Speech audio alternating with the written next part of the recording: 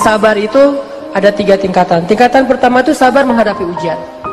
Wabasyiris sabirin, kata Allah di surat Al-Baqarah, sampaikan berita gembira kepada orang yang sabar terhadap ujian. Nah, gimana sabar terhadap ujian? Kalau kita dapetin ujian, kita tinggal bilang innalillah wa inna ilaihi raji'un. Dan itu kita katakan tuh dengan hati yang yakin, ini semuanya kehendak Allah, dan pasti ada kebaikan di dalam setiap kehendak Allah. Dan siapa yang mengatakan innalillah wa inna ilaihi raji'un, berarti dia melibatkan Allah dalam musibah. Jadi kata kunci atau password untuk ngelibatin Allah dalam musibah kita, pertama bilang innalillah wa inna ilaihi raji'un. Allah pasti terlibat. Jadi kalau kita pengen libatin Allah dalam musibah kita, pertama pakai passwordnya dulu. Langsung Allah tawarkan banyak jalan keluar dalam musibah kita, karena kita hanya perlu mengatakan innalillah wa inna ilaihi raji'un. Sabar level 2. Sabar level 2 itu adalah sabar dalam meninggalkan dosa. Ternyata ninggalin dosa juga butuh sabar.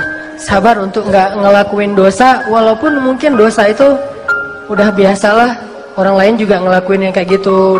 Sabar untuk nggak kepoin Instagram orang misalnya, atau Instagram mantan misalnya ya. Karena kalau kita kepoin nggak bakalan sabar. Sabar untuk menjaga pandangan mata. Apalagi sabar untuk ninggalin, untuk tidak jalan sama dia kalau belum halal. Itu butuh kesabaran dan itu nggak gampang. Apalagi kalau misalnya sesuatu yang benar-benar kita senengin gitu, kayak sabar untuk ninggalin hal yang sia-sia gitu. Dan itu sabar yang lebih tinggi derajatnya daripada sabar terhadap musibah loh teman-teman.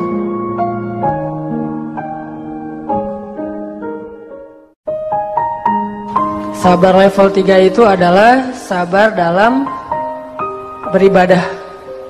Jadi kalau level 1 itu sabar menghadapi musibah, level 2 sabar meninggalkan dosa, level 3 itu sabar dalam ibadah. Sholat sabar, puasa sabar, sedekah, tilawah, segala macam ibadah-ibadah sabar.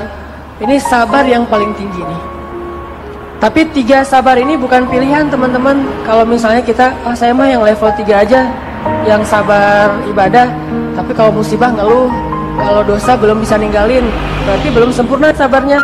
Baru disebut orang yang sabirin kalau dia bisa sabar dengan 3-tiganya. Kalau kita nggak sabar dalam ketaatan, dalam berbuat baik, bisa jadi kita kehilangan pahala berbuat baik hanya gara-gara tidak sabar.